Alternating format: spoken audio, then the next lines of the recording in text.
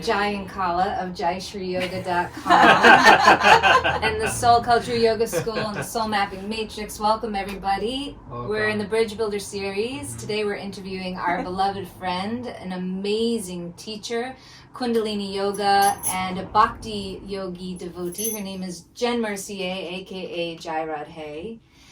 And aka Ong Kar. Ong Kar. Ong Kar Dev. Oh my god! It was one of those. And we've actually traveled to India with Jai Radhe. We have met many amazing spiritual teachers together. That was all the way back in 2014. Yeah. We have taught together. We have practiced together. We built community together. We built community together. And of course, in this pandemic, we didn't see each other in person at all. And we're connected today in person to offer a Bridge Builder series interview. Yeah. So I think we could leapfrog into, let's say, spiritual maturity and how to navigate what's real and what's not real. Again, so big. Not small. Not small. So, but I mean, who do you think we're talking to right now? Like, this group is very not small. Right. No, amen. It's true. It's true. Well, with the onslaught of spiritual leaders coming out through their disciples and students as abusers, whether sexual or otherwise, there are not that many people in our big circle who have not been touched by that. Yeah. Right. It happens in every organization. Yes. And what I found amazing with what you were sharing, and I have not heard with all the Yogi Bhajan teachers and Kundalini teachers that we do know, and I just said it, Yogi Bhajan teacher, so, actually, what you shared about what he said many times when he would attempt to speak about being more of a wayshower and a leader for spiritual principles and science principles, but not as a guru. I thought that was so interesting. Yes. So that was one of his main teachings. He said it over and over again. You can see it in all of his lectures that said, I am just a man. Do not follow me. Follow the teachings. Be 10 times greater than me, 10,000 times greater than me. This is about self-initiation. This isn't about, I'm not a guru. I'm a man. Do not follow me. Follow the teachings. And it was it was so ingrained in the teachings. And I don't know if that's because he realized that his human very much got a hold of him clearly, repeatedly. There's kind of this controversial overtone of now the teachings, because they said, well, was he using them to manipulate? Was he making things up? Was he doing this? Was he doing that? And to me, I think the teachings just kind of stand out for themselves. If you were actually practicing, if you had a strong sadhana, if you had a strong commitment to your own spiritual practice, then there should be no question, right? That they work. The practices that have been translated, unfortunately, through this very flawed man work. And one of my main things that I come back, if we were to get rid of everything good in the world that was given to us by somebody that was not so good, we wouldn't have everything, including electricity and running water. Right. We would have nothing. No architecture, no art, no nothing. Right. We would have absolutely nothing. So there's a certain point where we're on a polarity planet, and there's things that are coming through, like the light shines through the darkness. And you have to be able to accept the light and not necessarily ignore the dark. I'm not taking away these experiences of these people that have had bad experiences by these people that have given us good things. I'm not taking that away from them. That's part of their life story, who they are, what happened, their pain, their trauma, and I'm not saying that doesn't deserve to be heard. What I'm saying is there's always a light on the other side, because there's a polarity. You can't have that without the light. The light can't live without the dark can't live without the light. Right. And if you're to cancel, it's cancel culture. That's what I was going to say. And because, like if we were to, and then it gets back to all right, so the spectrum of consciousness from where a soul is on their journey, and we know, at least from where we're coming from, that we accept that there are nityasiddhas, which means they're never was there a time when they were confused about who they really were.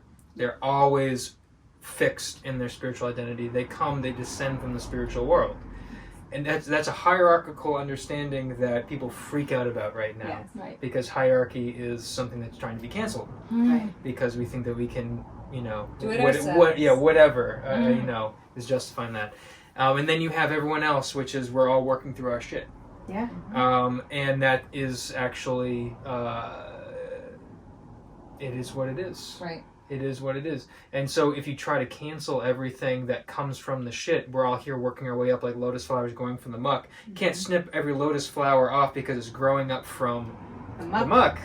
Then you won't have any flowers. You will have no garden. Everyone will just be underwater. It'll be soggy grapes for everybody. Soggy diapers. Poopy diapers. It's all about that poop. So here's a question. Because life is a spectrum, and you have on one end, some would say good, some would say evil. Let's change that. Let's say on the spectrum of genius, you have madness, total insanity, versus 3D world, like living by the rules in a box, right? Somewhere on there, light bulbs were created. Right. Ceilings were created. The idea of filament in a house was created. Yeah. Art was created. Music was created. So we're talking about not only that out of the darkness comes light, but out of genius comes difficulty. Because anyone going through a dark night of the soul, which everyone is now, knows that through that has to be awareness, right? Before you can go to that light, you have to go through that ugly, muddy place. But I have a question for you guys. With cancel culture on one end of the spectrum, you have people literally just canceling everything they don't like. Micro trigger, or, I don't like that. Not wearing a mask, you're gone. Wearing a mask, you're an idiot. You've got all whatever.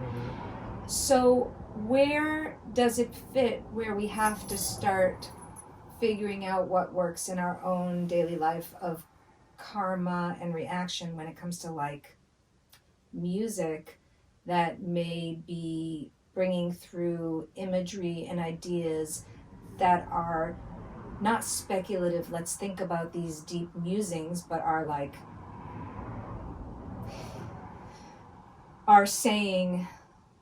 feeding into psychological trauma, are keeping us down, are keeping us muted, are telling us that our children are sexual when we know innately they are not until a certain age, etc., etc. What do you do there? Do you cancel it? Go.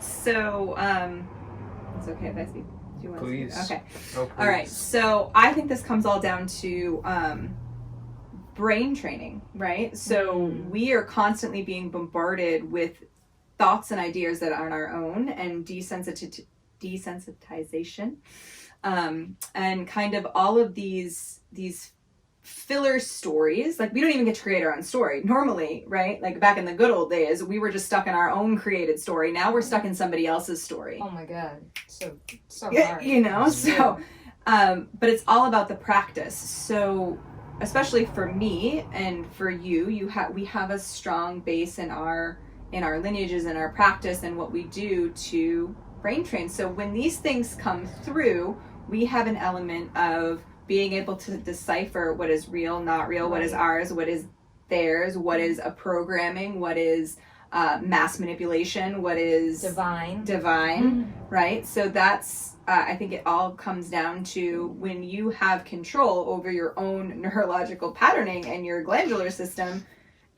you actually don't need to put any hard, let's see, how can I say this?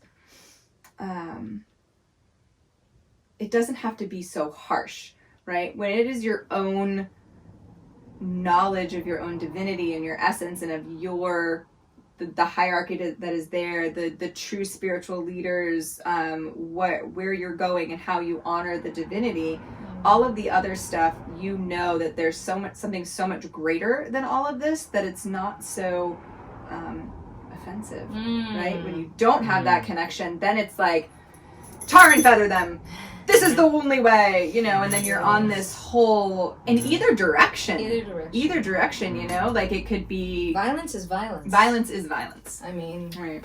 It's not going to say it's not it's a natural, some would say on the spectrum of demonic to angelic. It's a core primal experience, but how we work through the filters and do the brain work before we get to that space. I mean, that's what it is, all addiction work, and that's, you know, but divine qualities, auspiciousness, beauty, love, appropriate, not fame, but, you know, these are... Fame is a divine quality. I know. It's just, you know, it's these not are... us, but... No. I'm just... But fame is when it's divine, is just, you know, like the amazing teachers that we consider, you know, who we... Well, speaking of divine qualities, you know, I'm thinking, because what we're talking about, also, if we're to bring it back to, you know, Vedic philosophy, it's, you know, defending, right? And so, like, we have these 4 animalistic drives of eating, sleeping, mating, and defending, right? And that pretty much encapsulates everything, and, you know, most of what we think of is, you know, because we're trying to get one of those things, trying to do better, right? Yeah. So, and it's only when we really lean into our ability to, you know, not just think of higher things, but to, in Bhakti, it's service, right? So service is really the key. So, like, how can we shift in those moments of, let's say, we're talking about cuties going on Netflix, and, like, I don't want Narayani to be exposed to that. I don't want her to live in a world that, you know, that's going to over-sexualize children and be teaching them about those things when they're young, and the whole thing. That's still a defending paradigm. Yeah. So where is the intersection of how I can make a difference in raising my own consciousness and raising the vibration of the planet, and be doing that through service? So how does that happen? And that's a question I'd love for us to discuss. Yeah. Well, I instantly go back to the Gita, right? And, like, Arjuna doing his duty, like, he didn't want to fight, but if he needed to. Yeah. So there's that. So that's one option, right? Yes. Some of us will be called. Some of us will be called. And so how do we know when it's a bona fide, you're here, like, this is a battlefield that you're meant to show up on. You're meant to draw your sword, draw your shield. I'm going to pull your chariot, and then you do your thing. Yeah. Right? How do we know? Because there's so many, especially now, there's so many lines in the sand. How can we discern that? Yeah. Jai Radhe, you brought up a perfect example. I won't use any names, but let's just make it general. Okay. Every day we're experiencing people in our lives right now. I'm sure everyone is experiencing someone in their lives who they are butting up against, in the narrative that's being presented versus the narrative that perhaps others have researched over the years in a different way. If that's the only way we're getting our news, it doesn't, and we defend, say you want to tell someone about herbology or some other kind of alternative, which is medicine, which is actually medicine, right? Or some science. And someone says, please don't say that to my children. I don't want them knowing that. So is that being presented as a battle that I am supposed to engage in? Or not. And I think that's what a lot of folks are really working with right now.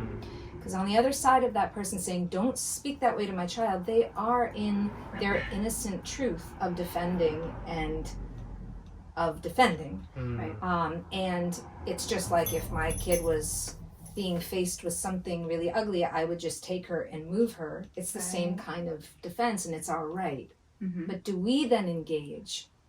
And as the alternative woo-woo people, it used to be our work, and no one knew about alternative sciences, and no one knew about mantras or this or that, or it was only one way or the other. But now it's all the norm. The new normal is actually the old normal. How do we have compassion for people? How do we deal with that in our everyday lives? How do people deal with it? That's a great question. One that I struggle with. Well, you were talking about practice. Yeah, I think practice is very, very crucial. And just being so kind of, self-realized, allowing yourself that internal dialogue and that self-reflection and self-knowledge and what your truth is, and really taking the time to evaluate that. Okay, my self-truth is this. Now, why is it that? Right? Where did I get this information? Is that person credible? Where did they get their information? Right. Where, and then so forth and so on. Mm-hmm. And does it ring true? Does it only ring true because I haven't eaten anything else but sugar for the past 9 years of my life and I'm completely highly manipulated? Yeah. Yeah. Or is it coming from a place of I'm highly grounded in myself, my body, and my practice, and it hits me on a level that's not just intellectual. I actually have a deep inner knowing that this is true, as well as on an intellectual level, as well as on that kind of neurological playing field where everything kind of lines up, and it's it feels like that common sense that rings true on a cellular level. That's not just this kind of basis of the majority of people are saying this, so it must be true, and that's my truth. So I think kind of getting into that space of really that deeper self-reflection of why is my truth my truth? And is it something I can actually stand behind for myself? Right. Not because of these people. We call that sovereignty. And sovereignty truly means like exactly what you said. So you know how they say before you open your mouth, is it true, is it kind, is it necessary? Yeah. Another way is, from the Upanishads, first it's, thought becomes words, becomes action, becomes your character, and that becomes your destiny. Yeah. Every religion, maybe not every religion, but every spiritual practice, every medicine practice is always saying the same thing. So there's this well that we're coming from. And what I hear you saying is, how do I know if what I'm thinking or saying is coming from that well of wisdom and rooted knowledge and ancient science, or if it's coming from up here? Because right now the ethers are so thin, the veil is down, and everyone's picking up what they're hearing really easily, and then just it's going through them and regurgitating. So what's that backup process? And we call it soul mapping. Yeah. And I mean, that's just what we call it. It's like, I'm in awareness. What am I really feeling? And primal and crazy. And then, all right, what do I really want to understand as my true desire? Who am I actually innately soul level? And then making a choice. And then it goes up. More psychic from there, and then more connected. Can people bypass that work right now? No, I mean, how can you bypass grounding? You have to be able to ground yourself like this. Yeah. Now, and it's the better we can get at grounding. I was thinking when you were saying earlier about the self-reflective process, it's so important to be talking about that. And to really be leaning into doing that work so that we're able to respond faster. So I think about self-doubt when I think about that as well, because it's both, like we're constantly being prompted by the universe to be like, how are you feeling about this? Are you secure in yourself? Are you secure in your knowing? Are you sure you know that? Are you sure you want to stand up for that? Are you sure that you want to accept this mantle, this purpose, this calling? It's the same question over and over again. We're just answering it in different kind of maybe ways and places in our life. But when you look at it from that perspective, it's really the same moment being replayed. So it's how can we really start to have become skillful and expert in that back and forth dialogue that we're having with the universe, and when other people are involved, how do we include them into that without becoming just a stock character, just because the pressure right now is so the pressure to conform, the disgust that many are presenting when we talk about sovereignty, when we talk about challenging authority, when we talk about all these very important spiritual values, very important American values. It's a very, the game is on, the psyops is on to label that as something that's dangerous, that's divergent, that's conspiratorial. That's just deranged, it's something that needs to be eliminated.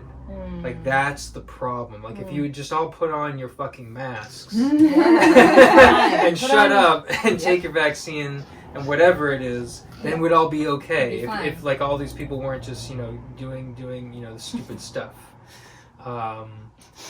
So let's talk about that. What you just said makes me think about schools and education. So we're really talking about adults right now, but the indoctrination of children into this is terrifying. And, you know, without getting too specific about one issue or another, the inherent values that every adult, just all you have to do is put yourself in this moment. I mean, it's not that easy, so forgive me for saying all you have to do. But if any adult has ever had a moment of experiencing a child for their innocence and beauty, that's the exact thing that narcissists or manipulators will cohort and, you know, attempt to take over and pervert. So what we're seeing on Netflix and all these movies and shows is the perverted reflection of that which is actually inherently beautiful and wonderful about innocence. But because the hive mind to use and get as much as you can and wring from a person, from their divine qualities, so that you can go up. I see a big gap right now between a lot of parents and people who don't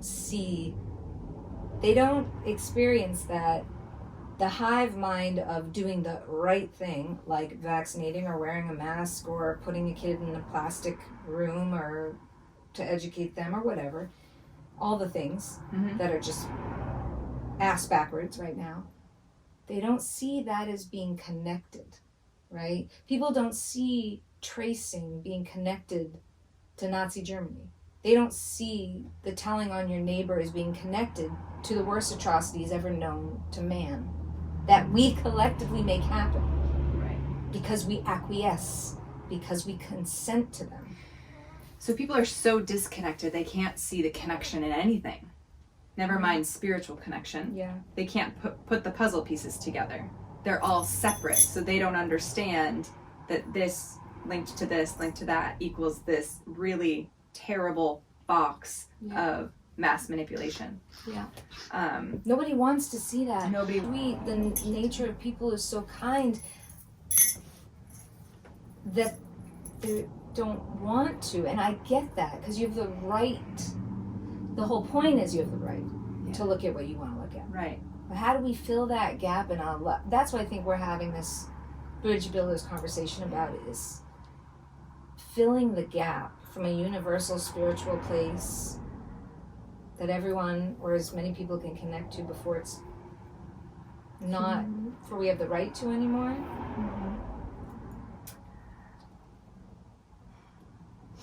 I mean, we'll always have the right. We're humans. So it's whether or not we choose to take that right. Always have the right, because we're humans. It's whether or not we choose to take that right, to use that right. Yeah. Well, live free or die, man. Live free or You're die. from New Hampshire. Thank you, from New Hampshire. I got a kitten. Hello, Satya. Oh, she's so happy. Yeah. Okay. So I remember when this all first started, and I didn't really know much. I hadn't really been paying attention, but, you know, I still knew what was going on inherently. But there was this video that I saw out on Facebook, and I said, there's a larger agenda happening here. I was like, a fear-based society, the new generation coming up in a fear-based society is easier to manipulate and control.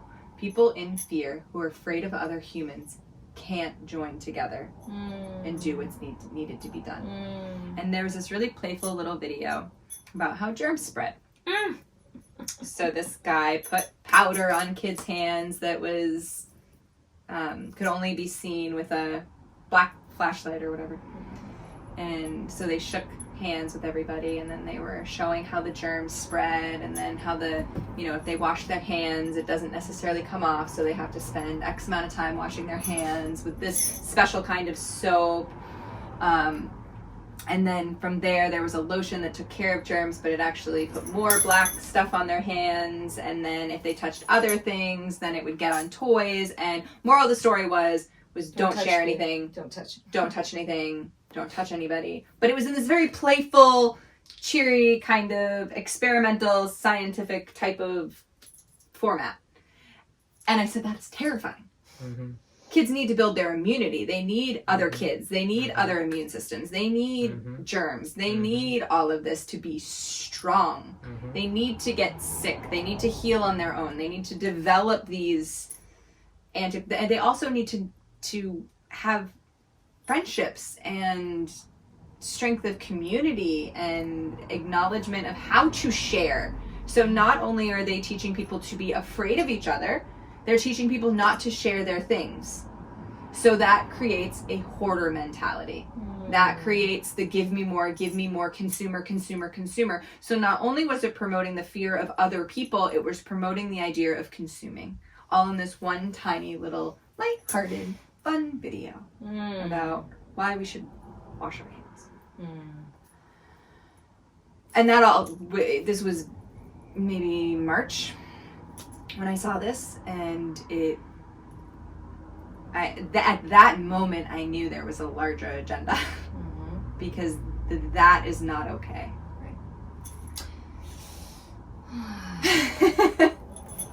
I am reminded of Vedas, of Bhakti Yoga, the devotion, the pinnacle of Vedas, but also just specifically of the sciences, Kundalini and all the different sciences, herbalism, chiropractic, brain function, nervous system, immunology, all of it. It's all there. It's all in the Vedas, so it's great. And it doesn't mean you have to, what you were saying before was so brilliant about how Kundalini it can be the science and it can be the principles and it can be what you practice, just like Tai Chi or Chinese medicine or Qigong, all the different medicine wheelhouses. The simplicity of native, indigenous understanding of earth and sky and space and nature.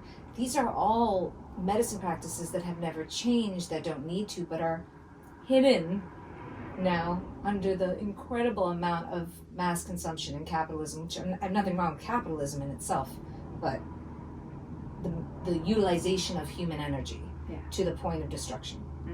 So Vedas, always speak about the Rakshasas and the other demons, like the different demon families. And by the way, you can take this literally, you can take this metaphorically. We always like to say, we come together in the Bridge Builder series to bring together spiritual practices that have ethos and morality that are connected, but it's not the same practice necessarily. And that's the New Earth timeline. The language and landscape may be different. The language and the landscape may be different, but we're talking about science, and we're talking about healing, and we're talking about ethics.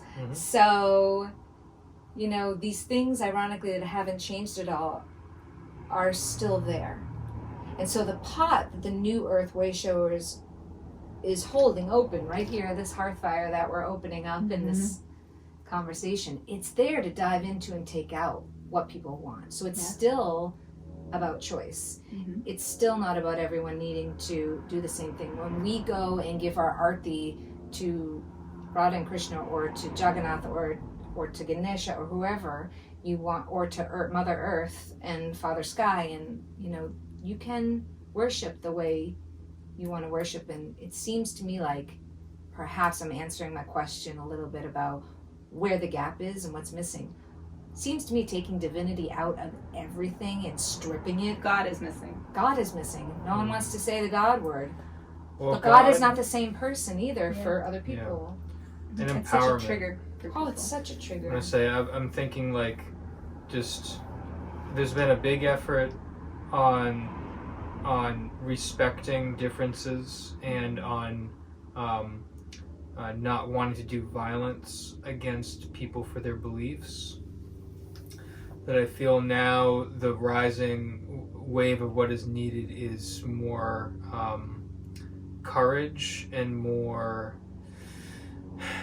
what's the word? There's assertiveness there, there's boldness, there's strength to be who we are, and to really, instead of like not wanting to do damage to the boundaries between where someone might be, like someone says respect my boundaries, to know, like, to what you were saying, the point about hand washing and this video and what it's doing to like really cement isolation. We need people to bump up against each other. Right. We need our immune systems need to be in contact with the world, need to be in contact with microbes.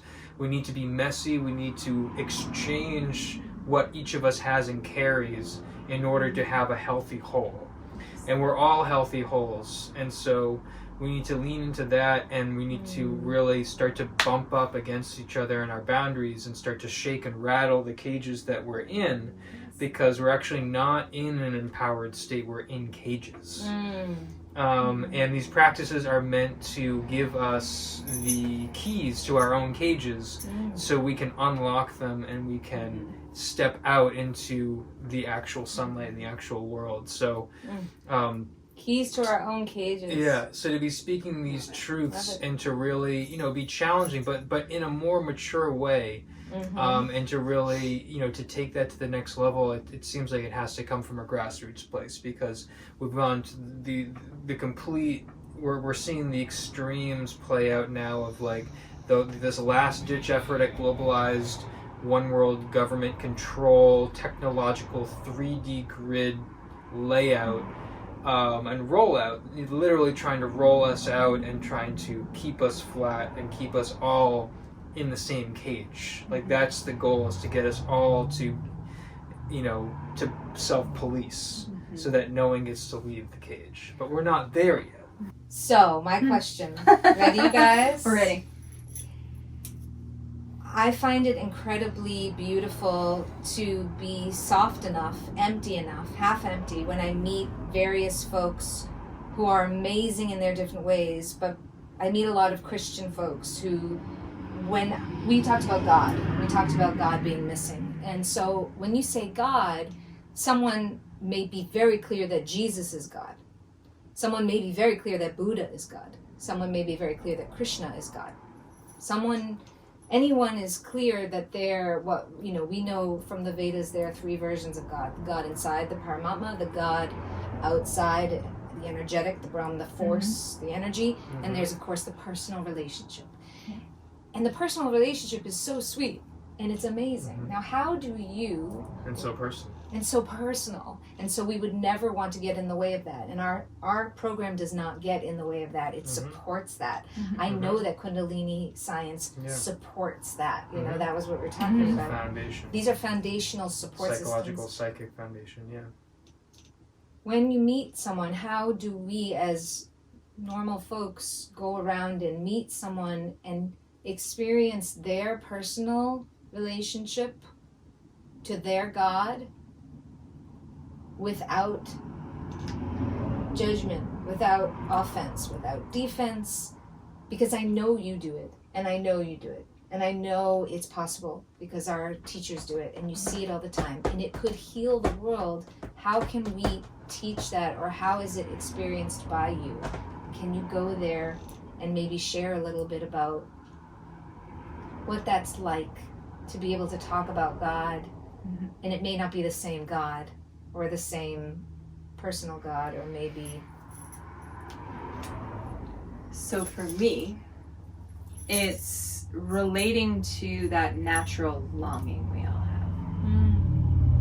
So we all have this sense of separateness. That's that sweet separation that can actually be very divine in nature, and it brings the heart, brings the heart a little closer. And so it's relating to that in a very authentic way that is not necessarily relaying your way, but more relating to the fact that you have the same inherent desire to fill that longing or realize what that longing is from. So recognizing where they're coming from in that longing, and then working with that and relating with that to the best of your ability. Because we all, we were talking about this earlier, people that it's a stage on the spiritual path that's called spiritual ego.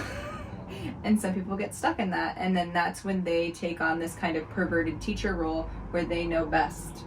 Their way is the only way, their God is the only way, their divinity is the only way, this practice is the only way. I'm going to scream from the rooftops until everybody hears me, and they do it my way.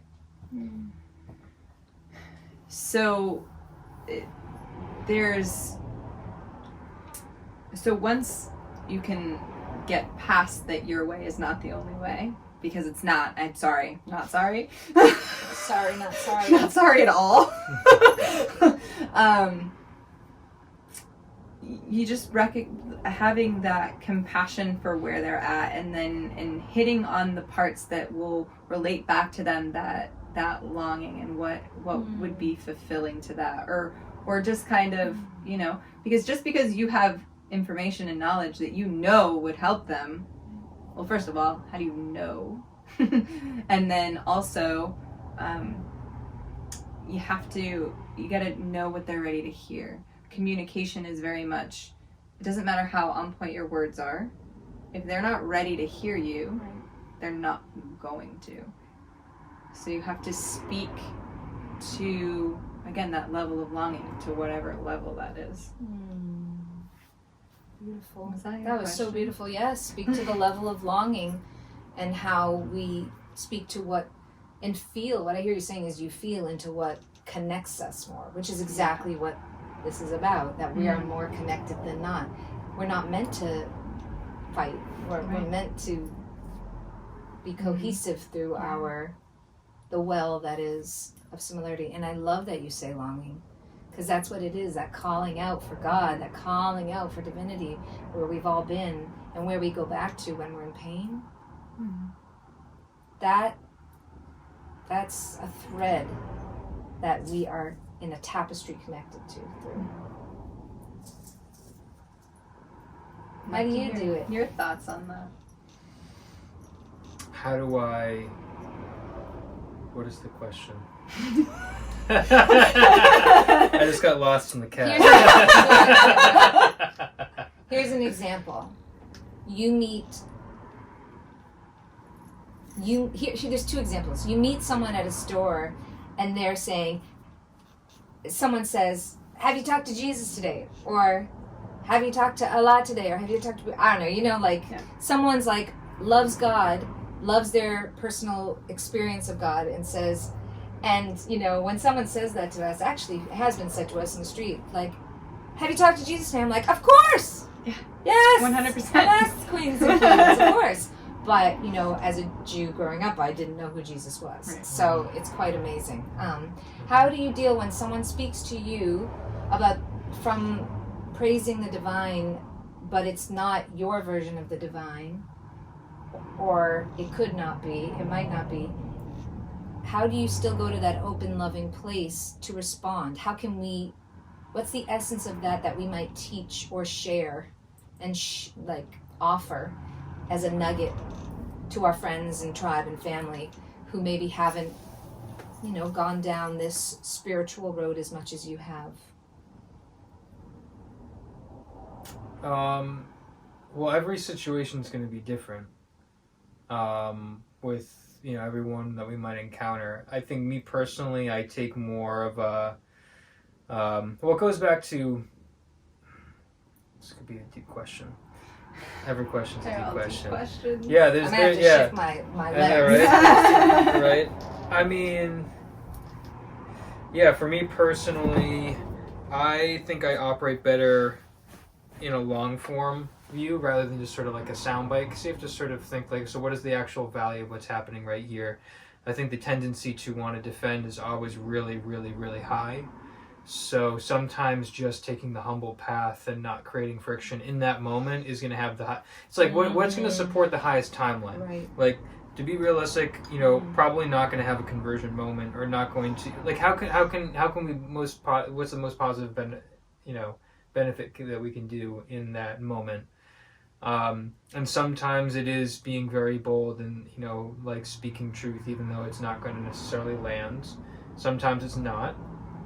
So I think that for me goes to the just the necessity to have time every day that I'm spending alone, that I'm spending with God, that I'm spending with Krishna, that I'm spending with my Guru Dev, that I'm spending, you know, making some sincere effort to communicate and to reach out and connect. Yeah.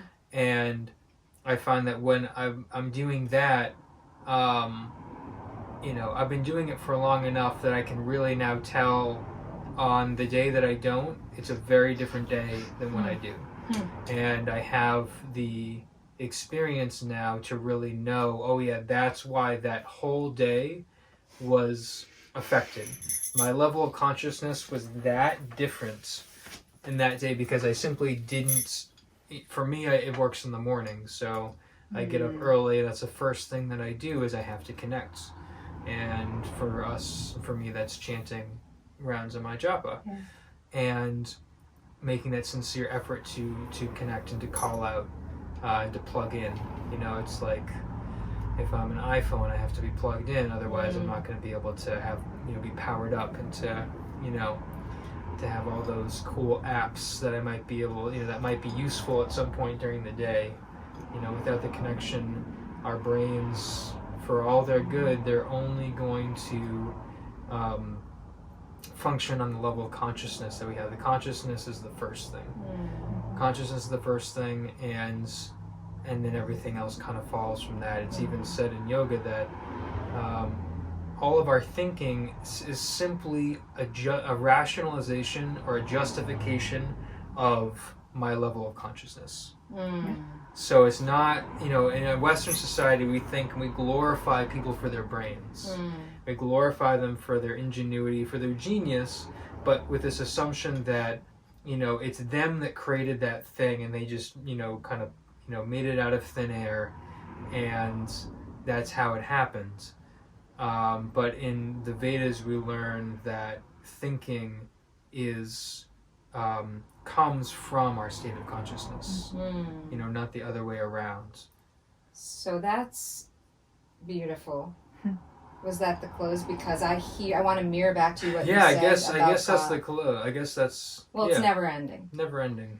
But what you said is so beautiful because as you were speaking to longing and connecting to that, you were speaking to, one way to say it is walk your talk. Yeah. I mean, ultimately, if we're all going to go around canceling people for not being good enough or you know, talking about our neighbors doing things that we don't appreciate to some higher authority, or if we're going to be shaming people for not wearing a mask because of whatever, in the same way, if we're going to talk about God, we you know, it's going to elevate the conversation. If we're going to talk about God, it means we're going to be talking about divine qualities, which are in all of us, because we're part and parcel of that. We're made from that, no matter what we choose and how we choose to worship or celebrate that. And, you know, walk the talk, have that connection, and then you don't even have to talk about it. You don't. Then you can just feel it. Your presence speaks for you. Yeah. That's my favorite thing, is to connect with people who feel God. We don't have to talk about it. It's like feeling bliss, just like feeling pain is real. We're going to have to feel that at some point. Maybe just feel our connection, which is to divinity. And be open and alert for any opportunities and divine signals to maybe drop a breadcrumb or, you know, because when we practice and when we're working on our unconsciousness, you know, not to be a snob about it, but one starts to recognize where other people are at. And that's a psychic power that we all need to embrace and lean into and get over the whole, don't offend someone, don't put them down, don't make them out to be less than you, etc., etc. It's not about an inherent inequality because we're all souls, but our consciousness is different. Everyone's consciousness is different. We have to bring difference back into the conversation because it's celebrate it and celebrate it, and not just on like an enforced like a rainbow. You know, like because the way that it's being done right now, it's being weaponized and militarized and being used to achieve all the things we've just been talking about that are going to lead us down the opposite road of true empowerment and true awakening and true spiritual strength that will create the kind of world we all want to live in. So to bring that back into the conversation and to really accept and celebrate when we start to feel, like you said, those subtle kind of the space between, you know, in the space between you and I, or the space between when whoever we're with. The knowing something. It's the space before I actually know anything. It's that open space. It's a very exciting, positive place to connect to. Right. And we're skipping it. We're going right to wrong. Or right to right. You don't have to resonate with everything, to use a newer age. You don't have to resonate because we're right. We have to resonate at our own vibration. And then be with that and talk about that and experience it. Not we have to. We might consider. If you want to know more, or you'd like to have a conversation with us, we're at jaishreeyoga.com. Soul Mapping Matrix is the program that we're about to launch. It's pretty awesome. We do mentorship, of course. We have a yoga school, and we had a studio for a little while called Sanctuary. Thank God for 2 years that brought together some of the most amazing wayshowers and minds and hearts, and we're really grateful that those relationships can continue. Jai Radhe Jenn is teaching online. You want to share anything? Yeah, so I'm teaching a Zoom Kundalini class Wednesday nights at 6:15. If you are interested, you can, I'm sure I'll be tagged in this, so you can PM me and I will get you on the email list. And that's really all I'm doing right now. I am taking on some mentees, so if you are interested in that, that's something I am also doing. These are my lovely friends and amazing teachers, and I'm really excited for you to roll out this new program. Thank you. Thanks, you guys. Please forgive all Thank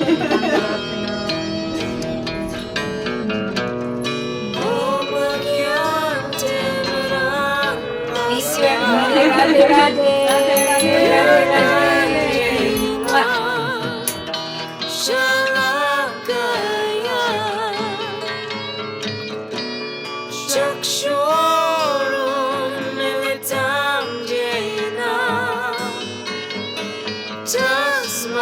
Jaishree.